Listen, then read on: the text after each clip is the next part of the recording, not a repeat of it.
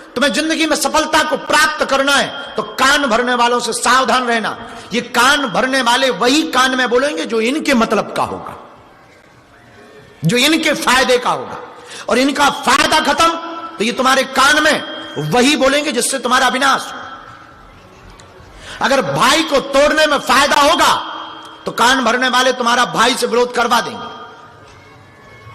क्योंकि यदि भाई से विरोध नहीं होगा तो उनका संबंध प्रगाढ़ नहीं हो पाएगा कान भरने वाले का।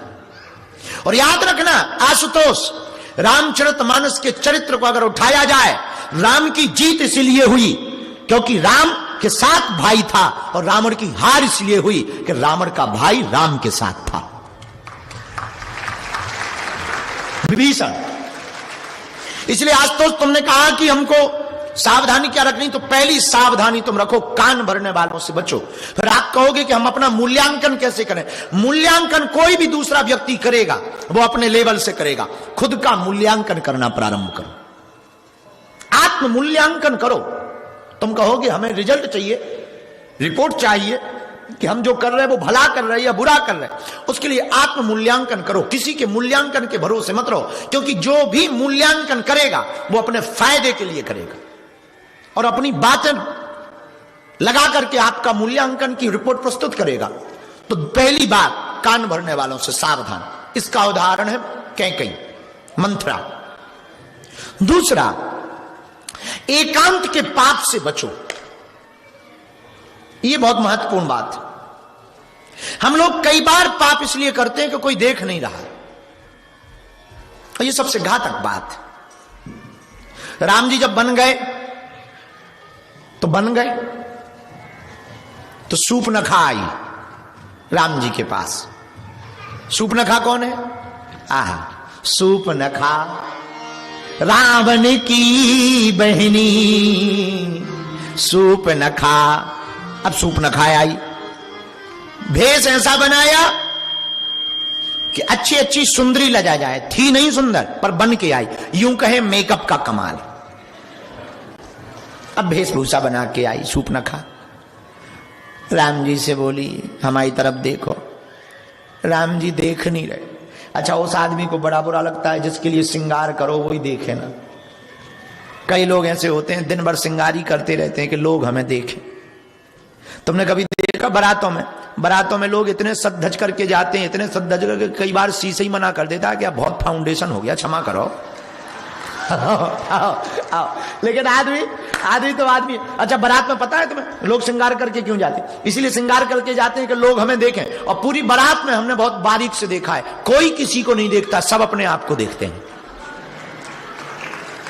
कोई किसी को नहीं देखता, सब अपने आप को ही। इसका काला वाला हमारा लाल है, आओ ये तो पीले, इधर देखो हरा है हरा।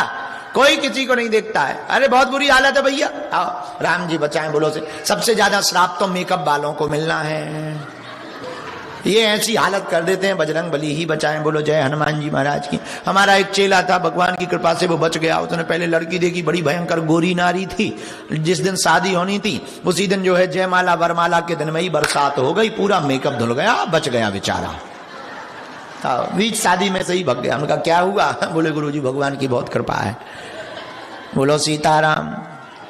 इसको उधारी की सुंदरता कहते हैं, उधारी की। हाँ, खैर इसका मतलब ये नहीं कि कोई श्रृंगार ना करें, अपने अपने हिसाब से जियो, हमें क्या लेना देना। सूपनखा, ज्यादा नहीं बोलना है, 2 दिन अभी रुकना भी तो है। हाँ, सूपनखा। एक बहन जी थी यही क्राइस्ट चर्च की, मरने जा रही थी, आत्महत्या करने, और ब्यूटी पार्लर में घुस गई। तो हमने पूछा बहन जी तुम मरने जा रही ब्यूटी पार्लर में क्यों घुस गई? बोले बा कल मरेंगे तो अखबार में फोटो नहीं आएगी। हमका तो ठीक है, तब ठीक है। एक बहन जी सुबह से हैरान थी, हमका परेशान क्यों घूम रही हो? बोले मोबाइल का लॉक नहीं खुल रहा है। हमका क्या हुआ? बोले जब हमने लॉक डाला था, फेस लॉक डाला था, तब मेकअप में डाला था, बिना मेकअप के खोल रहे हैं। खैर समझ गया, बाद में पता लगा वो भी क्राइस्ट चर्च की ही थी। सूपनखा, हाँ सूपनखा रावण की बहनी। सूपनखा भेष बना करके राम जी के पास आई। हमारी तरफ देखो, राम जी देख नहीं रहे। राम जी देख किसकी तरफ रहे? सीतहि चितहि कही ते ही बाता। देखो क्या बात है। देखो जितने विवाहित पुरुष बैठे ध्यान से सुन लो। तुम्हारे काम की बात है। कोई दूसरी स्त्री डोरा डालने आए तो राम जी से सीखो। राम जी बैठे जानकी जी के साथ और डोरे डाल रही है सूर्पनखा, तो कह रही हमारी तरफ देखो, और राम जी देख जानकी जी की तरफ।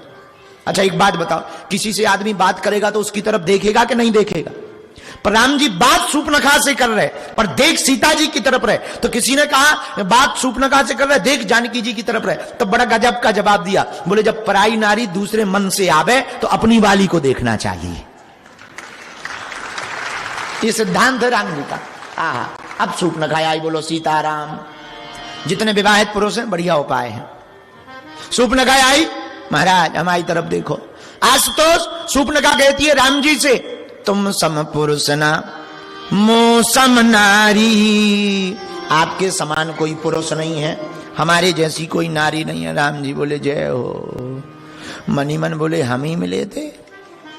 राम जी बोले चलो मान लिया हमारे जैसा पुरुष नहीं, तुम्हारे जैसी नारी नहीं, बताओ काम क्या है? सूर्पनखा कहती काम कुछ नहीं है, शादी कर लो। राम जी बोले हमारी तो हो गई, ये बैठी बगल में। सूर्पनखा बोली ये तो जंगल है, कोई देखता थोड़ी है, तुम्हारी हो गई तो क्या हुआ, हमसे भी कर लो। और राजाओं को तो 2-3 हो ही जाती है, और सीता जी को कोई दिक्कत नहीं, बगल में बैठी, हम समझा लेंगे, तुम टेंशन ना लो, हमसे शादी कर लो। तब राम जी ने एक ही बात बड़ी अद्भुत कही जो सीखने योग्य है। बोले कौन कहता है कोई नहीं देखता? जहां कोई नहीं देखता वहां परमात्मा देखता। तो जंगल में भी राम जी क्या अद्भुत उपदेश दे रहे हैं। इसलिए आज तो तुमने पूछा कि कौन सी चीजों से बचें, ये दूसरी बात है। एकांत के पाप से बचो, कितने भी अकेले रहो, पाप से बचो। बोलो सीताराम, जोर से बोलो, और जोर से बोलो, और जोर से बोलो। तीसरी बात सुनो, अति स्वार्थ से बचो। मक्खी गुड़ में गड़ रही पंख रही लपटाए। ज्यादा स्वार्थ करोगे जल्दी निपट जाओ। 2 चींटे थे क्राइस्ट चर्च के, दोनों बोले चलो मिठाई की दुकान में कड़ाही में भयंकर सीरा रखा है शक्कर का, खाए आए। चलो दोनों चींटे क्राइस्ट चर्च की दुकान में गए। आपको कहा था कलम, कड़ाही में पहुंच गए। एक कड़ाही के किनारे पे बैठ गया और शक्कर के दानों को खाने लगा। दूसरे से बोला आहा क्या गजब का स्वाद है। दूसरा बोला यहां क्या मजा ले रहे, कड़ाही में चलो, बीच में चलो और मजा आएगा। दूसरा बोला नहीं नहीं भैया हम तो यही आनंद लेंगे, तुम्हें जाना हो तो चले जाओ। पहले वाला किनारे पे ही रहा, दूसरा वाला ज्यादा आनंद के चक्कर में घुस गया। इतने में दुकानदार ने झाड़ा लिया और फेंट दिया। तो जो अंदर गया था ज्यादा मजे के चक्कर में, वो शक्कर में ही सीरा बन गया। पैर कट गए, मुंह कट गया, आंखें कट गई, और मिल करके इतना मीठा बन गया कि मिठाई में ही चिपक गया। जो पहला किनारे पर बैठा था वो बोला चले गए भाई साहब, 200 रुपया केजी के हिसाब से बिक गए। हाँ, ज्यादा स्वार्थ करोगे जल्दी बिक जाओगे, ज्यादा लालच करोगे जल्दी बिक जाओगे। इसलिए सफलता पाने के लिए अति स्वार्थ खराब है। जो प्राप्त है उसी को पर्याप्त समझ लेना चाहिए। बोलो सीताराम। आशुतोष, तीसरी बात, एक बात और तुम समझना, मिली थी जिंदगी किसी के काम आने के लिए, पर वक्त बीत रहा है चंद रुपये कमाने के लिए। इसलिए बड़ा सावधान रहना। तुम्हें बहुत सफलता पाने की जुनून है ना, तो तीसरी बात भी याद रखना, हर बात पर पैसा सब कुछ नहीं होता। जहां पैसा काम नहीं करता ना, वहां पर भगवान की कृपा काम करती है। जब डॉक्टरों के हाथ से भी बात चली जाती है तब क्या काम करता है? भगवान की कृपा काम करती है, लोगों का आशीर्वाद काम करता है। जब दवा काम नहीं करती तब परमात्मा की कृपा काम करती है। इसलिए आशुतोष, सफलता पाने के लिए केवल रुपयों के पीछे मत भागना, सफलता पाने के लिए कुछ रिश्ते भी बनाना। कई लोग ना सफलता के चक्कर में रिश्ते भूल जाते हैं। राम के और रावण के जीवन में एक बात, भगवान राम के जीवन में और रावण के जीवन में एक बात विचित्र थी। रावण ने अपने भाई को लात मारकर त्याग दिया, इसलिए इतने बड़े साम्राज्य का राजा मिट्टी में मिल गया। और राम जी ने भाई के लिए साम्राज्य को त्याग दिया, इसलिए भगवान राम मर्यादा पुरुषोत्तम बन गए। पीतांबर ने जवाब दिया गिर करके, मेरे पागलो, ये हमारे प्रभु का स्वभाव है, हमारे गोविंद का स्वभाव है। क्या अपना मान टल जाए पर भक्त का मान नहीं टलने देते हैं। फिजी के प्रियजनों, सनातनियों, जितने भी पूरे दुनिया में सनातनी हिंदू कथा को सुन रहे हैं, एक बात तुम याद रखना, अगर तुम परमात्मा के पक्के सच्चे भक्त बन जाओगे तो भगवान कभी भी तुम्हारा मान नहीं कटने देंगे, मान टलने नहीं देंगे, तुम्हारी कभी नाक नहीं कटने देंगे। हां, लेकिन तुम्हें भी समर्पित भाव से जीना पड़ेगा। तो संत कौन है? विनय कुमार, ये भरत जी है संत, जो अपने लिए नहीं प्रभु के लिए जीते हैं, जो केवल भगवान के लिए जिए, वो पक्ष में रहे या विपक्ष में रहे पर भगवान के काम को करने का प्रण ले लें, वो है संत। संत अपना स्वार्थ नहीं देखते, संत तो जगत का हित देखते। सोचते क्या है संत? सुखी रहे संसार, दुखिया रहे न कोई, यह अभिलाषा हम सबकी भगवन पूरी हो। सुखी रहे संसार, दुखिया रहे न कोई, यह अभिलाषा हम सबकी भगवन पूरी हो। महात्मा कौन? जो ये प्रार्थना करता, सर्वे भवन्तु सुखिना, सर्वे सन्तु निरामया, सब सुखी हो, सब निरोगी हो, सबके जीवन में मंगल हो। मंगल कौन चाहता? महात्मा चाहता। बुरा ना मानना, एक वकील चाहता है कि तुम विवाद में फंसो, मुकदमे में फंसो, ताकि तुम्हें हमारी जरूरत पड़े। डॉक्टर चाहता है बीमारियां ज्यादा बढ़े ताकि हमारी जरूरत पड़े। दर्जी चाहता है तुम्हारे कपड़े फटें ताकि हमारी जरूरत पड़े।